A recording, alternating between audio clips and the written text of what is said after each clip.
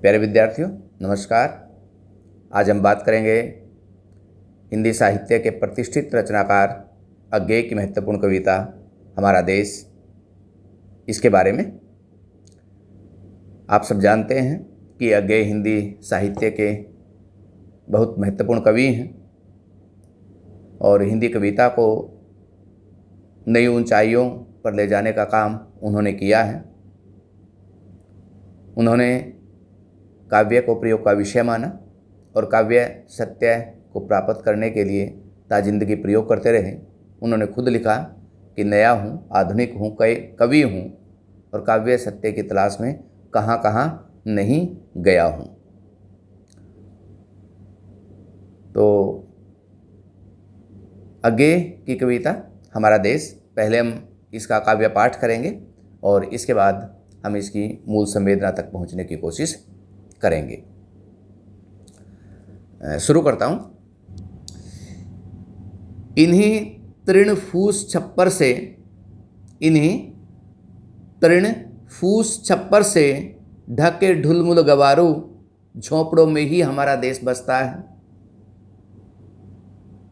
कहाँ बसता है हमारा देश? इन्हीं तृण फूस छप्पर से ढके ढुलमुल गवारू, झोंपड़ों में ही हमारा देश बसता है। इन्हीं के ढोल मादल बांसुरी के उमगते सुर में, इन्हीं के ढोल मादल बांसुरी के उमगते सुर में हमारी साधना का रस बरसता है। और इन्हीं के मरम को अनजान, इन्हीं के मरम को अनजान शहरों की ढकी लोलुप विषैली वासना का सांप डसता है। इन्हीं में लहराती अल्लड़ अयानी संस्कृति की दुर्दशा पर सभ्यता का भूत हंसता है।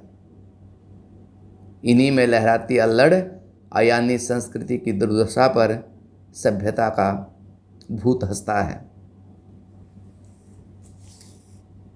प्यारे विद्यार्थियों, बहुत छोटी सी कविता है, लेकिन ये कविता एक प्रकार से भारत का सच्चा परिचय है। कवि सवाल करता है कि हमारा देश कहाँ पर बसता है।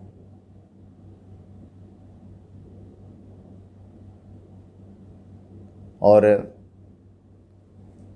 बहुत सारे विद्वानों का मानना है, बहुत सारे चिंतकों का मानना है, बहुत सारे राजनेताओं का मानना है कि भारत गांव में बसता है। सो महात्मा गांधी की भी मान्यता थी कि यहाँ की जो अधिकांश जनसंख्या है वो गांव में निवास करती है और वही सच्चा भारत है। और उसी की बेहतरी के लिए हमें योजनाएं बनानी चाहिए, कदम उठाने चाहिए। तो कवि एक तस्वीर स्वतंत्रता के बाद की हमारे सामने खींचता है कि स्वतंत्रता के बाद भारत ने कई क्षेत्रों में नई ऊंचाइयों को छुआ है, लेकिन उसके विकास की किरणें दूर दराज के क्षेत्रों तक कम ही पहुंची हैं। गांव उस विकास में शामिल नहीं हो पाए, गांव उस विकास की परिधि से बाहर रहे। जिस प्रकार का खाका या नक्शा आज़ादी के दिनों में हमने खींचा था, उस नक्शे के अनुरूप हम आज़ादी के बाद काम नहीं कर पाए। कहीं ना कहीं कवि एक बात तो हमें ये समझा रहा है पूरी कविता में, और दूसरी बात कवि संकेत कर रहा है कि उस नक्शे में जो सबसे ज़्यादा लाभ मिला, वो लाभ मिला शहरों के लोगों को,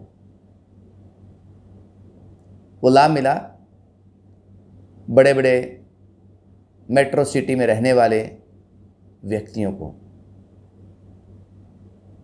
और एक और जो बात इस कविता में बड़े मुख्य रूप से कही गई है कि शहर आधुनिकता के प्रतीक हैं और आधुनिकता में हमारी शिक्षा पद्धति का एक बहुत बड़ा योगदान है। तो शिक्षित व्यक्ति जो अपने आप को सभ्य कहता है, वो मूलतः चालाक व्यक्ति है, वो सांस्कृतिक व्यक्ति नहीं है, उसके अंदर संवेदनाएं नहीं है, उसके अंदर मनुष्यता का जो भाव है वो दिन प्रतिदिन कम होता जा रहा है। कवि इस ओर बहुत ही बेबाकी से हमारे सामने ये बात रखता है, इस ओर संकेत करता है। चलते हैं हम कविता पर। इन्हीं तृणफूस छप्पर से ढके ढुलमुल गवारू, झोपड़ों में ही हमारा देश बसता है। सच्चा भारत कहाँ पर है? उन गांवों में निवास करता है जिनके पास पक्की छतें नहीं हैं, जिनके मकान की छतें घास फूस और तिनकों से बनी हुई हैं, जो आज भी झोपड़ी में रहते हैं। यानी जीवन की जो मूलभूत चीजें हैं, रोटी कपड़ा और मकान, इसका अभाव है। यदि आज के संदर्भ में हम इस कविता को देखें तो हमारे बहुत से राज्यों में इस प्रकार की कैंटीनें शुरू की गई हैं जहां बहुत कम पैसों में भोजन मिलता है, 1 रुपये में, 2 रुपये में, 5 रुपये में, 10 रुपये में। यानी सरकार स्वयं मानती है कि लोगों के पास भोजन के लिए पैसे नहीं हैं। मिड डे मील स्कूलों में शुरू किया गया है, वहाँ पे भी सरकार की ही मान्यता काम कर रही है कि कहीं ना कहीं बच्चों या उनके माँ बाप के पास इस प्रकार के भोजन की व्यवस्था नहीं है कि अपने बच्चों को ठीक ठाक एक पौष्टिक भोजन जो है वो दे पाएँ। तो सरकार भी इस चीज़ को मानती है। तो कवि हमारे सामने बात रखता है कि सच्चा भारत तो वही है, लेकिन वहाँ तक आज़ादी के बाद विकास की किरणें नहीं पहुँची हैं। लोगों की मूलभूत जो सुविधाएं हैं उनका ध्यान नहीं रखा गया है, वो सुविधाएं राज्य ने उनको मुहैया नहीं कराई हैं। इन्हीं के ढोल मादल बांसुरी के उमंगते सुर में, और इन्हीं व्यक्तियों के ढोल मादल बांसुरी वाद्य यंत्र, उमंगते सुर गीत गायन, हमारी साधना का रस बरसता है। साधना पवित्रता, पूजा अर्चना, रस बरसता है, आनंद बरसता है। और यही अनपढ़ अशिक्षित व्यक्ति जब अपने वाद्य यंत्रों के साथ गीत गाते हैं तो हमें पवित्रता का रस मिलता है, हमें पवित्रता का एहसास होता है, हमें आनंद की प्राप्ति होती है। कवि ये कह रहा है कि बेशक ये लोग अनपढ़ हैं, बेशक गंवारू हैं, लेकिन यही व्यक्ति जब तल्लीन होकर के गाते हैं, नृत्य करते हैं, ढोल नगाड़े बजाते हैं, तो हमें आनंद की प्राप्ति होती है, हमें खुशी का एहसास होता है। यानी हमारी खुशी के जो स्रोत हैं वो कहाँ पर हैं? गाँव में का एहसास होता है। यानी हमारी खुशी के जो स्रोत हैं वो कहाँ पर हैं? गाँव में, क्योंकि उन लोगों के हृदय में सरलता है, मनुष्यता है, वो छल कपट की दुनिया से दूर हैं। कवि हमें इस ओर संकेत कर रहा है। इन्हीं के मरम को अनजान, शहर की ढकी लोलुप वैसैली वासना का सांप डसता है। और क्या? इन्हीं के मरम को अंजाम, मरम मूल बात, रहस्य, अनजान पता ना हो। शहरों की ढकी लोलुप लालसा, वैसैली वासना, वैसैली वासना का सांप डसता है। सांप डसना, धोखा देना, नुकसान पहुंचाना, कष्ट देना। कवि कहने लगा कि शहर में जो व्यक्ति रहते हैं वो किस प्रकार के हैं, लालची और वासना से युक्त हैं, और वो अपने स्वार्थों की पूर्ति करने के लिए इन अनजान व्यक्तियों को अपना शिकार बनाते रहते हैं।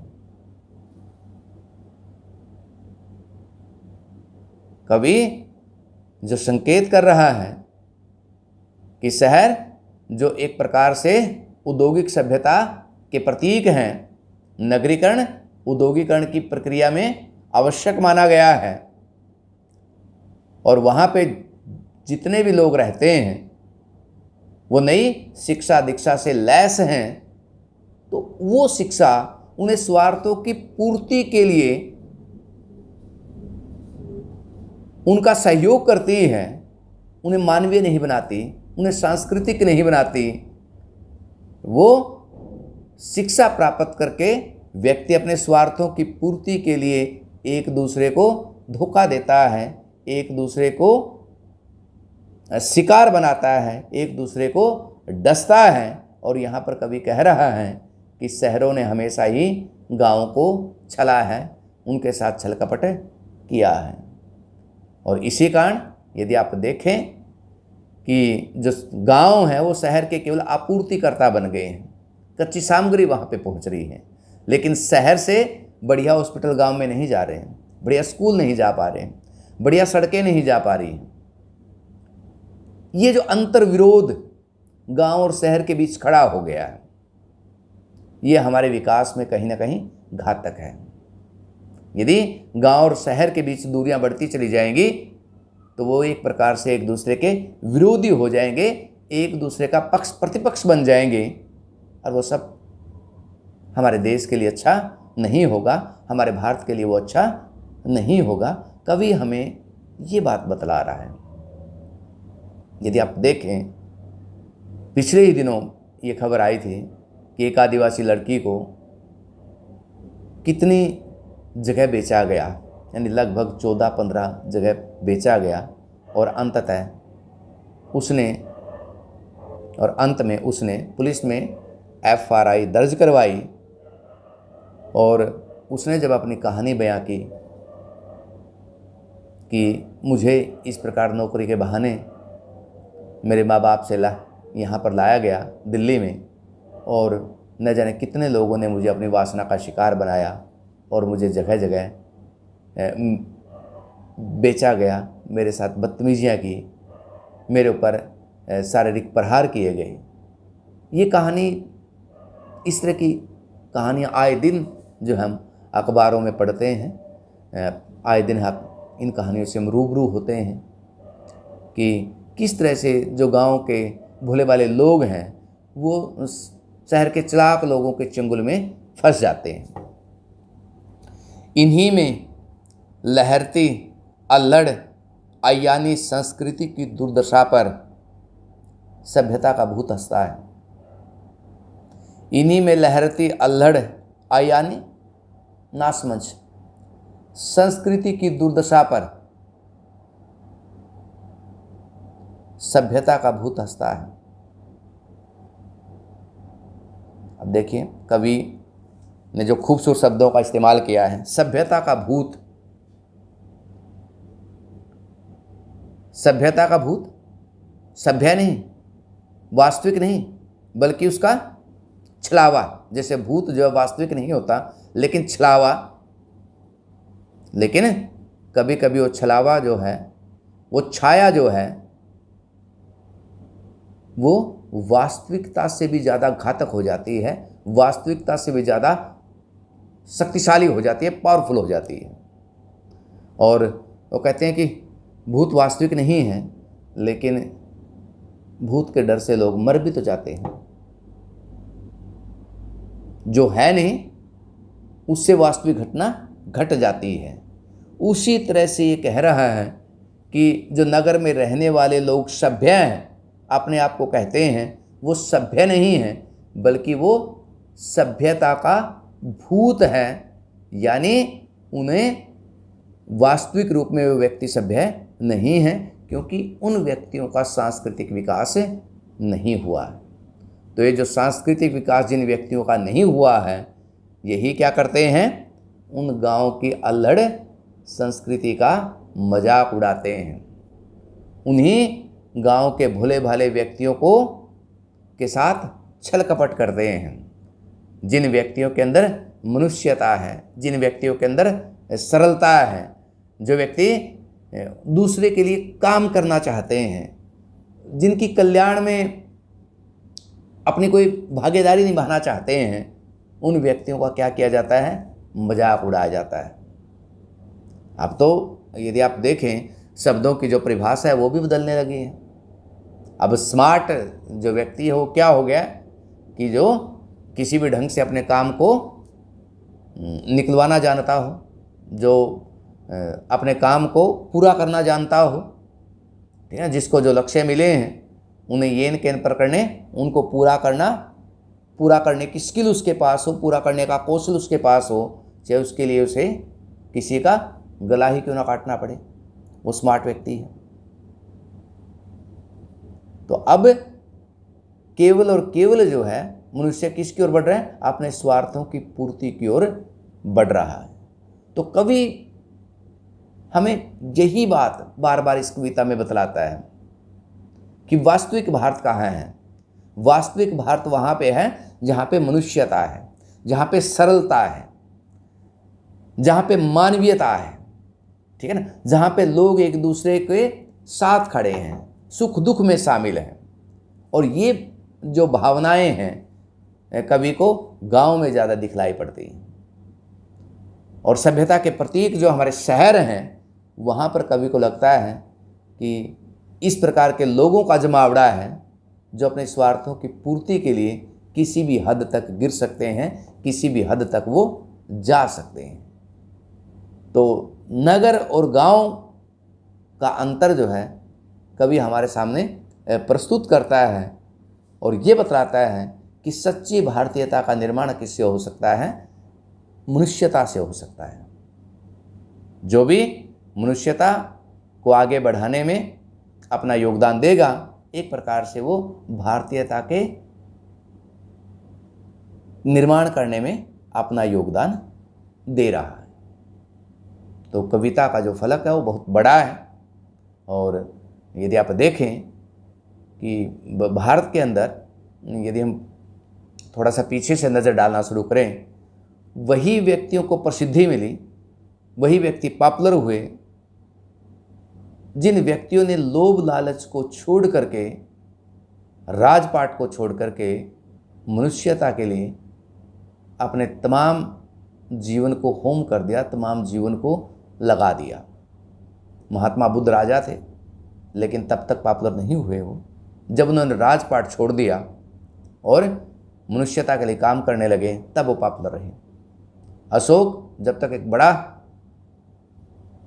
योद्धा था, तब तक वो पॉपुलर नहीं था। जब वो सब कुछ छोड़ करके बौद्ध धर्म में शामिल हो जाता है, तब उसे पब्लिक का सम्मान मिलता है। इसी प्रकार से अकबर है, जब वो दीन इलाही की स्थापना करते हैं, सभी को समान महत्व देना शुरू करते हैं, तभी वो एक बड़े राजा हैं। महात्मा गांधी भी उसी प्रकार के महापुरुष हैं, जब वो लोभ लालच की दुनिया को छोड़ करके मनुष्यता के लिए काम करते हैं। महात्मा गांधी चाहते तो देश के राष्ट्रपति बन सकते थे, प्रधानमंत्री बन सकते थे, लेकिन उन्होंने उस पद को नहीं चाहा और उन्होंने पूरी जिंदगी पूरे देश में घूम घूम करके मनुष्यता का प्रसार किया, मनुष्यता में अपनी आस्था दिखलाई, इसलिए वो एक बड़े महापुरुष हैं। तो भारत की मिट्टी ही इस प्रकार की है कि यहाँ कोई कितना ही बड़ा पैसे वाला व्यक्ति क्यों ना हो, अमीर व्यक्ति क्यों ना हो, उसको तवज्जो नहीं मिलती जितनी तवज्जो यहाँ पर संत व्यक्तियों को मिलती है, फ़कीरों को मिलती है। ये मूलतः संत और फ़कीरों की मिट्टी है। तो कभी कोई लगता है कि संतों के जो गुण हैं वो गांव में ज़्यादा दिखाई पड़ते हैं और जो कपटी संत हैं उनके जो विशेषताएं हैं वो हमें शहर में ज़्यादा दिखलाई पड़ती है। तो ये एक छोटी सी कविता थी, लेकिन इस कविता के बहुत गहरे अर्थ थे, बहुत बड़े अर्थ हैं। तो हमेशा जो व्याख्या होती है वो कठिन शब्दों का सरल अर्थ नहीं होती, बल्कि सरल अर्थ से भी और जब गहरी बात की ओर आप इशारा करते हैं, उसके अंदर के संदर्भ सूत्रों को आप पकड़ने की कोशिश करते हैं, वहाँ तक जब आप चले जाते हैं और आधुनिक संदर्भ में उन शब्दों के नए नए अर्थ हमारे सामने प्रकट होते हैं, वहाँ पे कविता होती है।